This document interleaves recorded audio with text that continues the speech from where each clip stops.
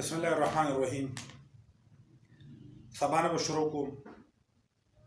نن مې سټارټ واغسته، نن به سټارټ اخلم.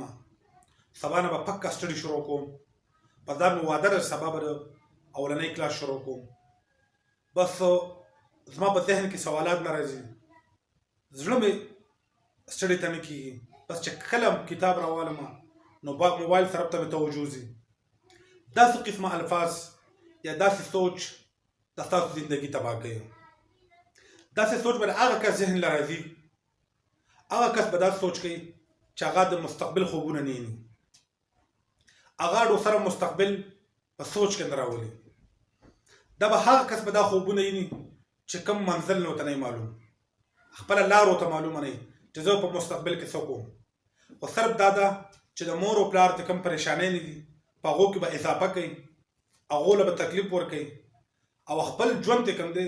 دا په موجوده حالاتو باندې تېروي، د مستقبل سوچ باندې کوي، حتی تر دې پورې چې په دې نن سبا کې به دا مرګ ته نږدې شي، مرګ به ورله راشي. خو دا کس به په دنیا کې چېرته کامیاب نه شي. چې کوم کس دا غواړي چې زه خپل مستقبل برابر کړم، خپل مستقبل روښانه کړم، زما مور او پلار چې کومې خوارانې په ما باندې کوي،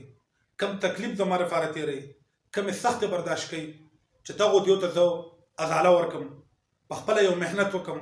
هغه مقام ته خپل ځان ورسوم چې زما مور او پلار بیا په فخر ما باندې کوي، زه په کولاو زړه باندې د ملګرو سره ملاویږم، زما په دې مخ باندې غوړ عمر خوشحالي، زما په دې مخ باندې غوړ عمر مسکراهټي، داسې انداز یا داسې لیول ته خپل ځان ونه رسوم د معاشره کې بیا خپل ځان د خلکو نه پټوم، د ملګرو نه پټوم، خپل کریر چاته نشم خوستلی، خپل ځان چاته نشم خوستلی، صلاحیت را پکې دی. مور او پلار موږ له هغه اپرچونټي راکړي، هغې خپله محنت کوي، خپله خوارۍ په موږ باندې کوي، خو موږ خپل وخت په دې باندې ضایع کوو چې نن به سټډي سټارټ کوم، سبا به سټډي سټارټ کوم، زما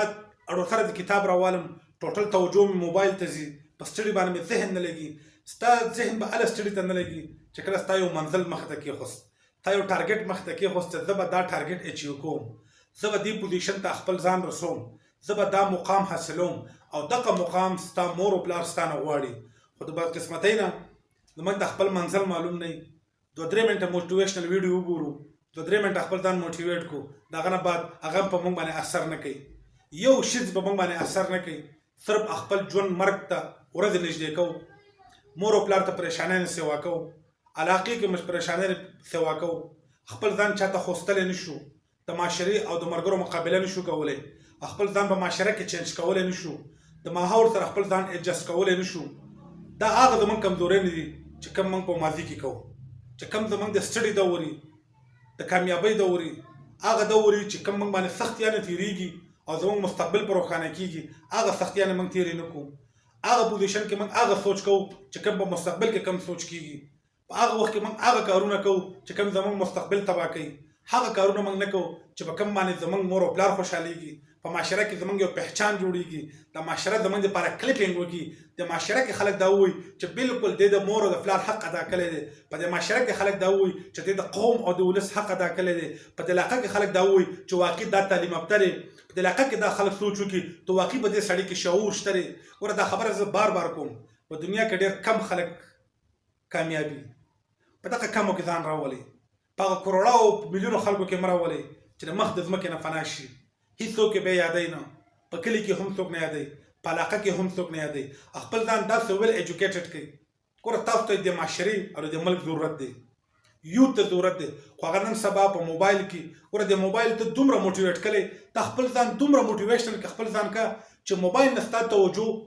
کتاب ته اوړي، تا خپل ځان دومره کمزوری کړی، خپل سټډي لیول یې دومره کمزوری کړی چې ته د کتاب نه موبایل ته اوړې. ګوره دا هم ستا کمزوري ده.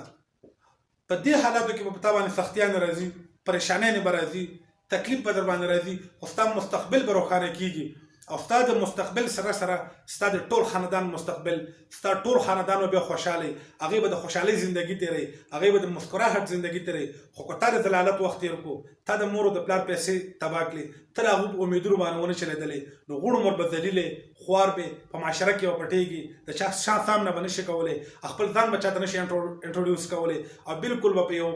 یو تیارو کې به خپل ژوند تېرې. دا ستا سره وخت د نوجوانه، دا ستا سره وخت د سټوډنټه چې خپل ځان موټیویټ کا، خپل کتاب باندې کنسنټریشن وکړه، په خپل لایف باندې کنسنټریشن وکړه، د خپل مور